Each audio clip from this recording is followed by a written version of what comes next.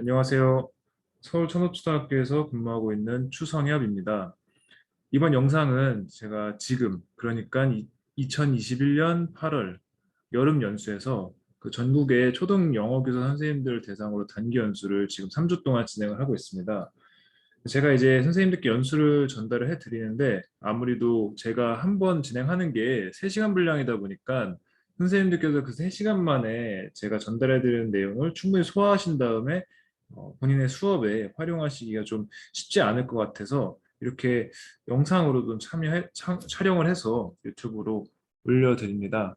이번 영상은 제가 지금까지 많은 영상들을 올려왔지만 그 영상들은 대부분 하나의 챗봇 과업을 처음부터 끝까지 그냥 원샷으로 바로 이렇게 찍어서 올렸었어요. 그런데 지금은 기능별로, 그러니까 제가 주로 활용하는 다이얼로그 플로우 API라는 기능별로 나누어서 약 한 3분에서 5분짜리 영상으로 이렇게 찍어서 분할해서 올려드리고자 합니다.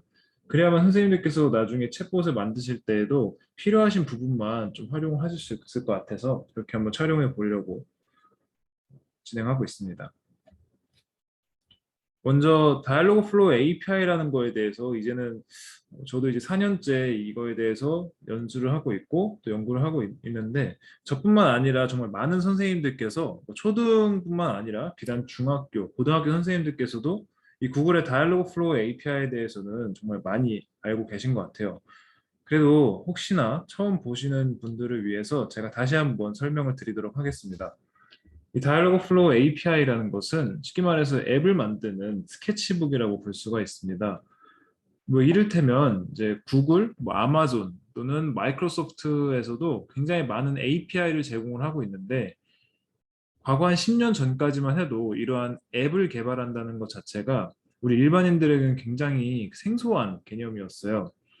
왜냐하면은 가장 대표적인 진입 장벽이 컴퓨터 프로그래밍 언어겠죠. 뭐 파이썬이라든지 C 언어라든지 여러 가지가 있는데 그런데 이제 최근에는 워낙 컨텐츠가 중요한 시대가 오다 보니까 이러한 여러 IT 기업들이 그러한 프로그래밍 언어로 이런 앱을 개발하는 그 코딩을 다 담당을 하고 우리 일반인들은 각자 종사하는 분야에서 하나의 컨텐츠를 구상을 하고 그러한 컨텐츠를 활용할 수 있는 환경만 우리가 갖춰준다면은 충분히 이러한 뭐 구글, 아마존, 그런 MS 같은 회사들이 여러 가지 이런 엔진들을 제공을 하고 있습니다.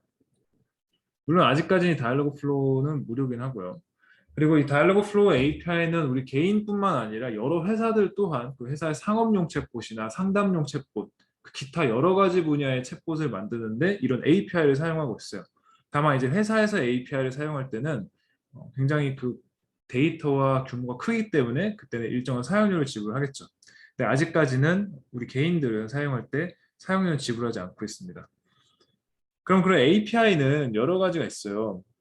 예를 들면 뭐 내비게이션을 만드는 맵 API, 나만의 내비게이션을 만들 수 있는 또는 나만의 번역기를 만들 수 있는 트랜슬레이션 API도 있고요.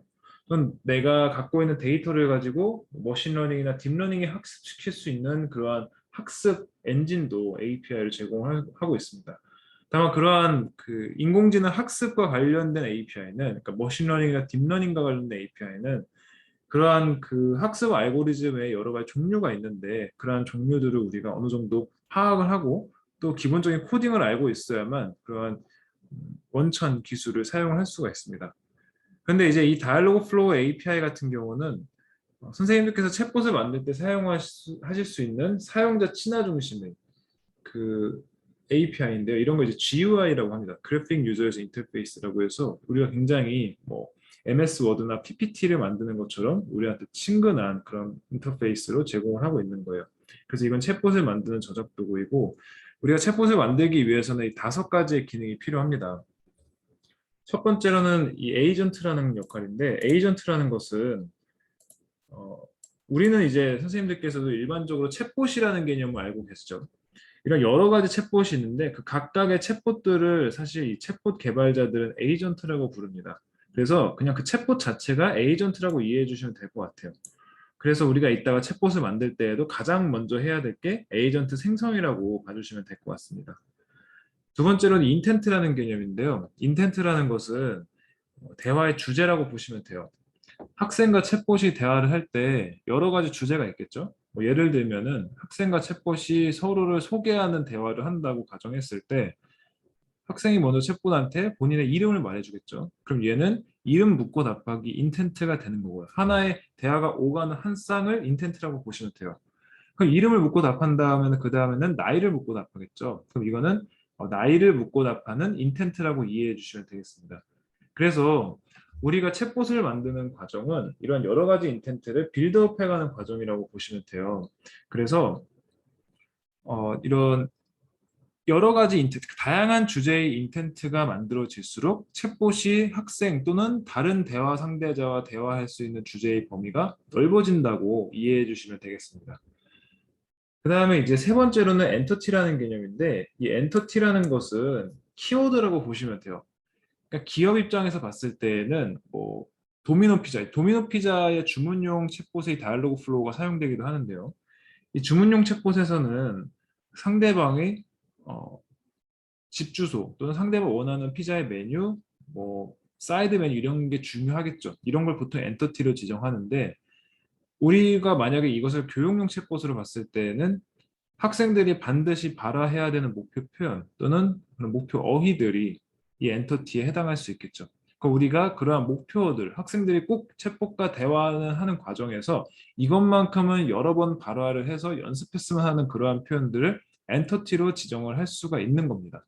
또 하나 추가적인 기능이 우리가 이렇게 반드시 학생이 발화해야 되는 표현을 엔터티로 지정하게 되면은 챗봇은 학생과 발화하는 과정에서 학생이 그러한 목표 표현을 제대로 발화를 하고 있는지 아니면은 이걸 안 하고 있는지를 관찰을 하게 됩니다.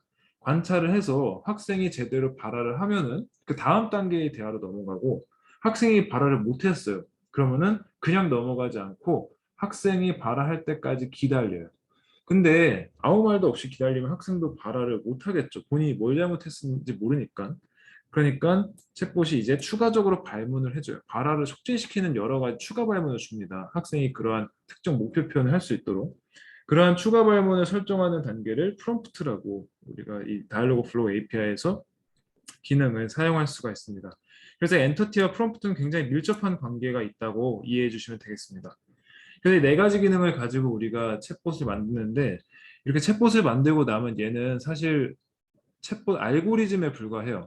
그 말은 다시 말해서 챗봇이 목소리가 없습니다. 목소리가 없기 때문에 우리가 다른 외부 디지털 기기로부터 음성어, 그러니까 목소리를 빌려와야 돼요.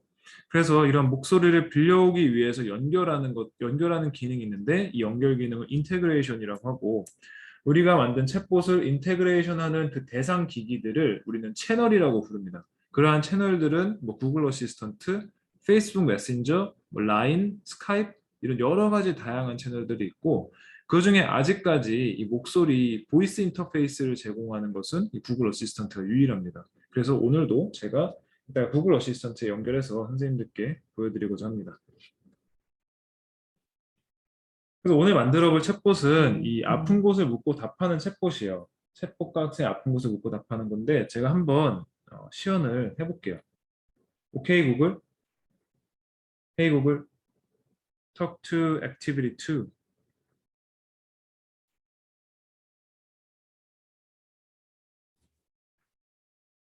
접근이 잘 안 되네요. 오케이 구글, talk to activity 2.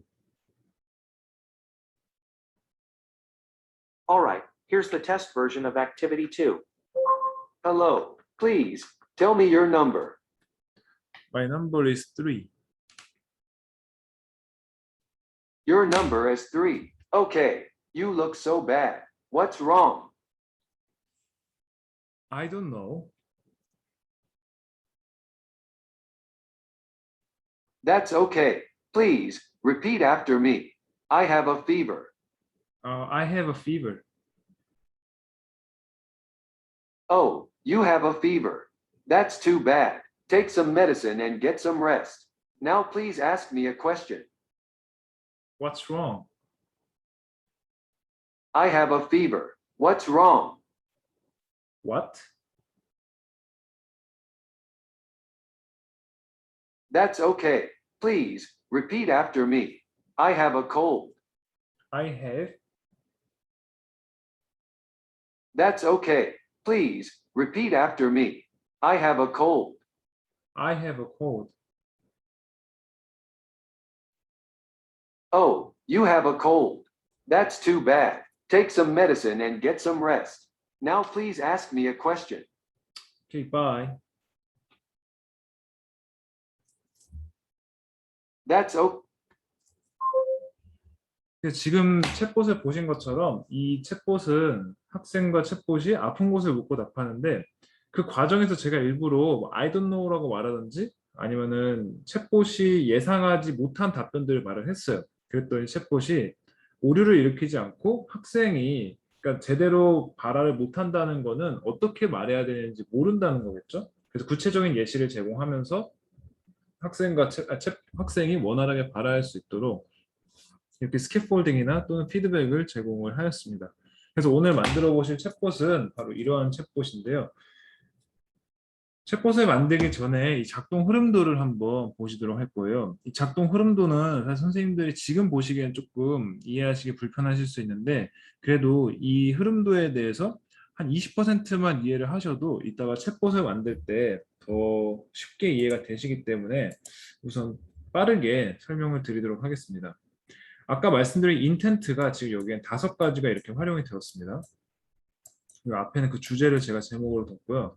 TR이라는 것은 학생이 발화하는 내용이에요. 그래서 학생이 hello라고 말했을 때 RE는 챗봇의 response인데 챗봇이 Hi, please tell me your number 이렇게 말을 했어요. 그러면 학생이 번호를 말하겠죠. 이 번호는 제가 왜 말하게끔 하냐면은 이 다이alogue flow API가 학생과 챗봇의 대화 자료를 자동으로 전사를 해요. 그럼 그 전사 자료를 우리가 확인할 때 이 대화가 누구의 대화인지 알아야 되잖아요. 근데 학생이 누군지 모르면 우리가 알 수가 없으니까 번호를 합니다. 물론 이름을 하면 가장 좋지만 아무래도 다이alogue flow API가 미국에서 만들어진 거다 보니까 한국인 이름을 발음을 잘 인식하지 못하더라고요. 그래서 저는 그냥 출석 번호로 진행합니다. 그리고 번호 말하기 인텐트는 이 TR 학생이 발화해야 되는 부분을 보면은 My number is 1 이렇게 학생이 본인의 번호를 말하죠.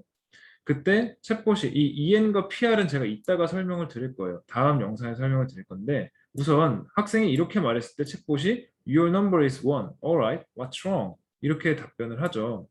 지금 이렇게 학생이 말하면 챗봇이 답하고 그럼 어디가 아픈지 물었으니까 학생이 이번에는 I have a fever 이렇게 아픈 곳을 말하겠죠. 이게 아픈 곳 말하기 인텐트가 되는 거고요. 그랬을 때 챗봇이 Oh, you have a fever. That's too bad. Take some medicine and get some rest. Now please ask me a question. 이렇게 답변을 했죠. 그랬더니 이번에는 챗봇이 학생한테 너가 한번 질문해봐 이렇게 말한 거잖아요. 그러니까 학생이 What's wrong? 이렇게 물었죠. 그랬더니 챗봇이 I have a headache. What's wrong? 이렇게 챗봇이 아픈 곳을 말하고 다시 학생한테 어디가 아픈지를 물음으로써 사실은 이 아픈 곳 말하기 인텐트랑 아픈 곳 묻기 인텐트가 계속 서로 상호작용을 하는 거예요. 왔다 갔다 하면서. 그러다가 이렇게 여러 번 상호작용하다가 학생이 어느 순간 그만하고 싶을 때가 있겠죠. 그때 학생이 goodbye 이렇게 작별 인사 같은 말을 하면은 챗봇이 okay, I hope to see you next time 이런 식으로 답변을 하면서 자동으로 끝맺는 그러한 이런 흐름으로 작동이 되는 챗봇입니다. 지금 이 영상은 아무래도 선생님들께 처음 인트로로 여러 가지를 설명해 드리는 영상이다 보니까 조금 제가 예상했던 것보다 시간이 오버가 됐긴 했는데 다음 영상부터는 지금까지 설명드린 그리고 제가 시연을 해드린 이 챗봇을 직접 만들어 보도록 하겠습니다. 감사합니다.